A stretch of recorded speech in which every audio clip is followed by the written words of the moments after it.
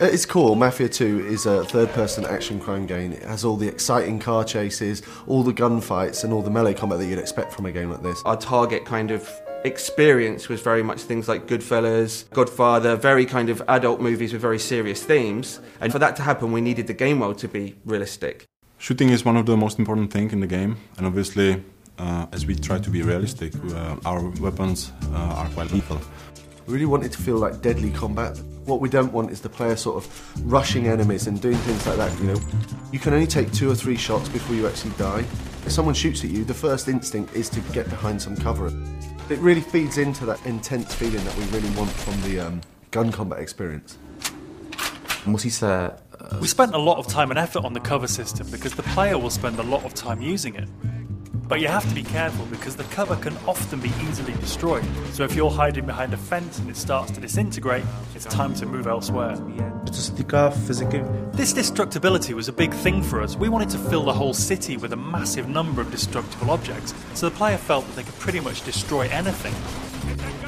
The player can use a wide range of weapons, from pistols to submachine guns. Of course, we had to include the classic Tommy gun that everyone knows from the Mafia movies.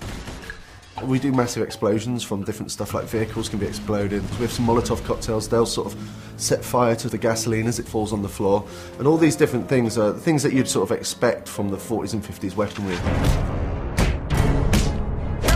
Melee combat in the game is a really sort of visceral experience. We wanted it to feel really brutal. So it's a very simple system. Using 2 buttons, you perform these either hard punches or light punches. And then using a combination of these, you perform these finishing moves. But the coolest thing is these finishing moves are sort of context sensitive as to where you are in the world. So if you're stood near the hood of a car, then the player might punch a guy and then sort of smash his head against the hood of the car, which is a really cool thing. The driving model is very realistic. So you drive these things, they really feel like period cars. They feel very heavy, they feel really satisfying when you're driving them around. Once you get familiar with the controls, there's a real skill to doing the handbrake turns, the donuts and the skids in the street. The inspiration for these has been the cars and the car chases that you see in gangster movies. So if you visualise a gangster movie chase, you know, the cars screeching around the corner with the smoke coming off the tyres, guys shooting out of the windows with Tommy guns, this is very much one of the key goals for the driving experience. We've got like a few features in the game which allow the player to sort of like personalise their vehicle. In the body shops you can customise the car a fair deal.